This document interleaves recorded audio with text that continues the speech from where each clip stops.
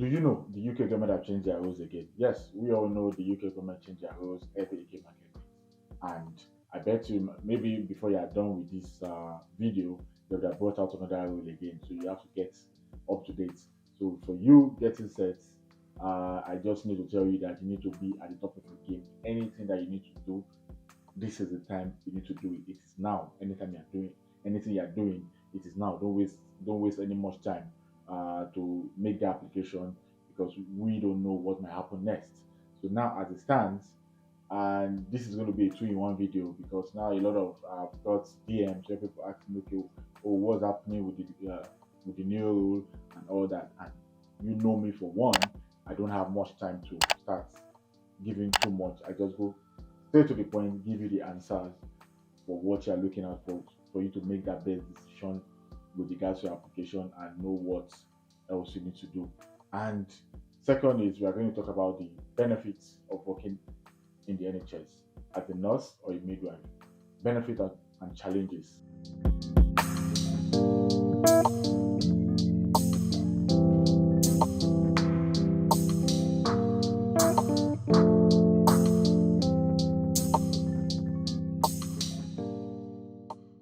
My name is Olafemi Steven and I come the Chief Middleman. What is my channel about? I talk about relevant information that guides nurses and midwives to secure their dream job in the NHS. If this sounds like what you're looking out for, you're at the right place. So why not turn on notification and subscribe to this channel so you don't miss any of my subsequent videos. So now let's get to the topic for the day. So first things first, let's talk about the new rule. And I'll put it straight to you that the only people that has been affected by this new rule is the senior carer and healthcare assistants. Those are people that have been affected. So why not keep tab with what you are doing and keep doing what you need to do to secure that job? We don't know what might happen in the next minute, but I just know tell you now that you just need to keep doing your application because now I keep yes, it's good to get informed. Yes, for a fact, it's good to get informed. But also on the second note, most time looking for all this too much information can get you worked out that okay, what is the next thing I need to do? Oh, maybe that's why I'm not getting called for interviews. Maybe this, maybe I will just tell you do what you have to do because you don't know what when they are going to change the rules. But for me, nurses midwife, you don't have a problem. And also, I'm going to drop a link of the new shortage list that is on their website now. So now you see that wasn't too hard. Straight to the point, the information you need, there it is. In 1 minute, you are good with that. So let's move on to the next topic, which is benefits and challenges of working in the NHS as a nurse and as a midwife. Yes, everybody wants to. The nurses midwife, you want to live, you want a better life for yourself, no doubt about that. But also, it's good to not get overly worked out because these are issues of life. You have to take it one step at a time. So I advise you do the best you have to do and keep your mind in check while you do this because coming over to the UK, you still have to meet some challenges that you have to deal with. So it's good you are well prepared for the challenges ahead as you are making your application. So you know when you come and you face those challenges, you know, okay, yes, I made this decision and I'm here. Anywhere you go to, there are challenges. So nobody all have it all rosy. You just have to is what I call exchange of values. One way or the other, it takes something away from you. There's no free food in free town. So now we are talking about the benefits of working in the NHS as a nurse and as a midwife. And one of those benefits is job stability. One of the significant benefits of working in the NHS is job stability. The demand for skilled healthcare professionals is constant, providing a sense of security for nurses and midwives. The second benefit is comprehensive training and development. The NHS is renowned for its commitment to professional development. Nurses and midwives have access to ongoing training opportunities, ensuring they stay updated with the latest medical advancements and enhance their skills throughout their career. So the next benefit of working in the NHS is competitive benefit and compensation. The NHS provide competitive salaries. Healthcare professionals often enjoy additional benefits such as pension plan, maternity leave, and access to employee assistance program, making it an attractive option for those seeking financial stability. So another benefit of working in the NHS is you have a multidisciplinary environment to work in, where you have different professionals from different walks of life, working in the same place. That gives you opportunity to stay up to date, to rub minds with other professionals to help you in your field. Thank you very much. So now let's talk about the challenges of working in the NHS. As you all know, I'm not a nurse, neither am I a midwife. But by Thursday I'm one. You know that, right? Yeah. So now, taking the different approaches, now I want you to listen to those who are practicing as nurses and midwives in the NHS. So you have a better idea of what they are talking about while they explain to you. Why not watch them? See you later. Hi everyone, this is Josephine Greatness. Officially on YouTube, I am Josephine Greatness, but I'm Josephine Benson. Okay, so an international midwife currently working in the UK with the NHS. So today, the chief mid husband wants us to talk about some of the challenges that we face as international health workers in the NHS. The number one challenge I want to talk about is how the UK, should I? No, let me put it this way. Having to start all over again in your career journey. So when you come into the UK first as an international midwife, you have to start from band 3, band 4, depending on whether you have your NMC UK PIN already or not. So if you don't have your PIN, you would have to start from band 3 or band 4, depending on the trust that you are working with. But if maybe you self-sponsored yourself, did your OSCE exam and already have your PIN, then you're going to start from band 5, irrespective of whatever you were. Whether you had 30 years work experience or 50 years work experience in your home country, guys, you have to start all over again from the bottom, from the lowest grade in the UK. I mean, in the midwifery hierarchy. All right. So that's the number one challenge. It's challenging because some people come into the country as already head of department back home in their home country. Some are DDNSs. Some are DNSs who migrate to a new country, United Kingdom, to start to continue their career, and then they have to start all over again from the scratch, like a newly qualified midwife or nurse. And sometimes this can be very challenging, especially mentally and emotionally. Then the number two is your colleagues. Yeah, your colleagues.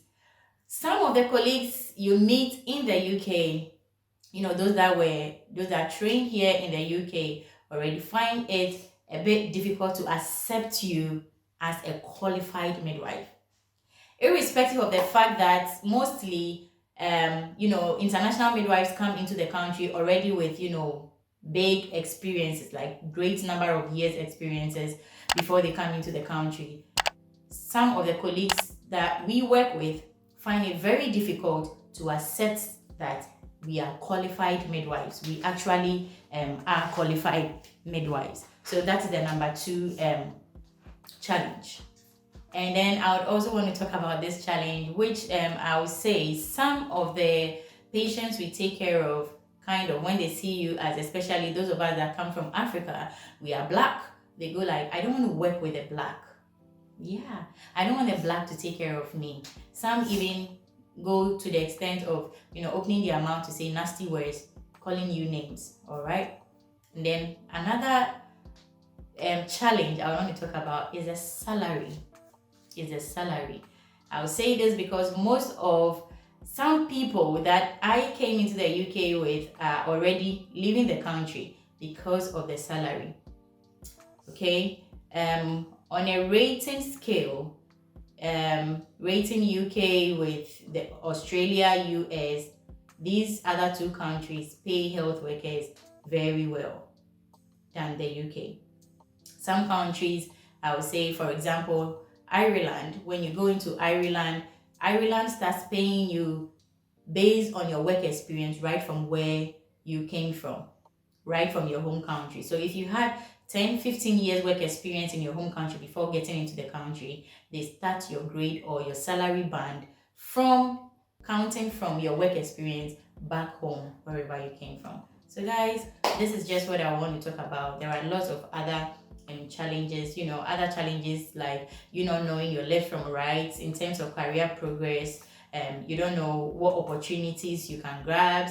You have to find it out yourself. You have to, do researches and find out what you are entitled to, what you are not entitled to. In fact, on our BRP, it is written you not entitled to public fund. It's difficult, starting from a very low band, having to pay tax, pay NI, pay, utilities, rent. You weren't born yet. You don't have families, or you're going to be in a family house where you don't pay rent. You have to pay rent and everything, groceries. If you have children, taking care of your kids with the same, low band salary, low band, low grade starting. It's difficult. It's difficult, and then having to face in quotes racism as well can be very, very challenging.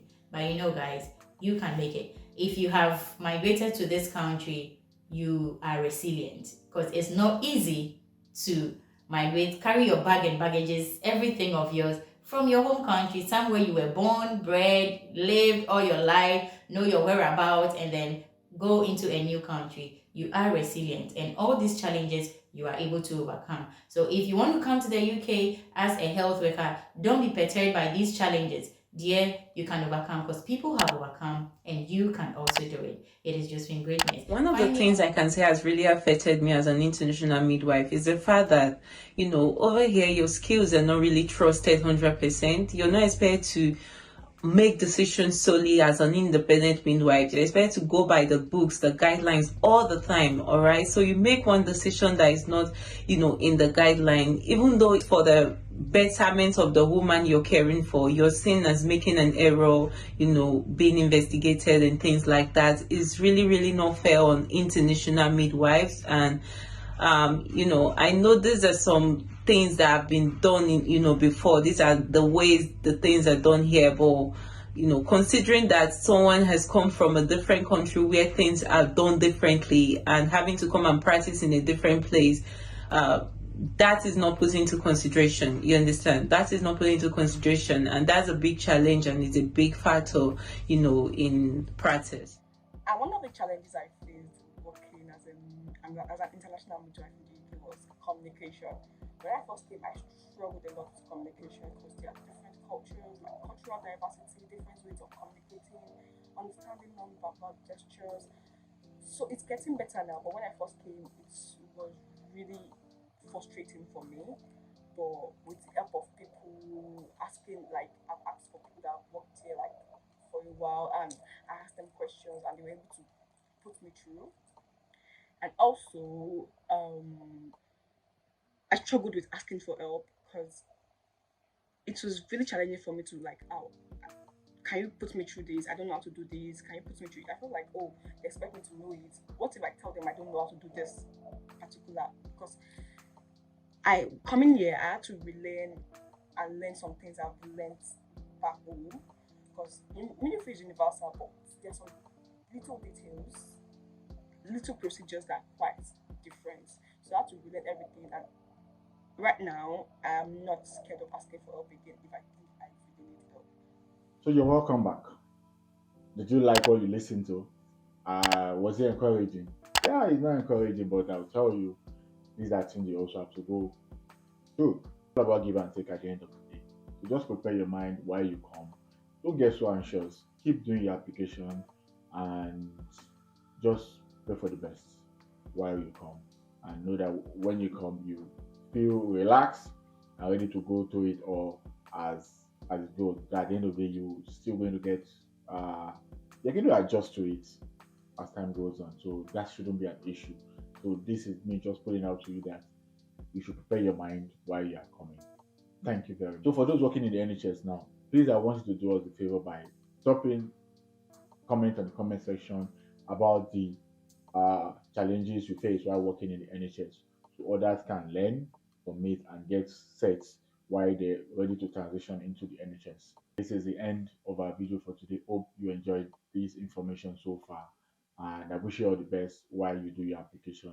And for those feeling that nothing is coming forth, I just still need to advise you to keep up doing your application. All the information you need with regards to your application is right there in my channel with uh, adjusting your application, writing your supporting statement, everything is right there. Why not take advantage of that and make the best of your application? And for those still bothered about the new rules, I would say advise you, and I'm still telling you now, the only people that is being affected by this rule are healthcare assistant and senior healthcare. So go about your normal application while you do them.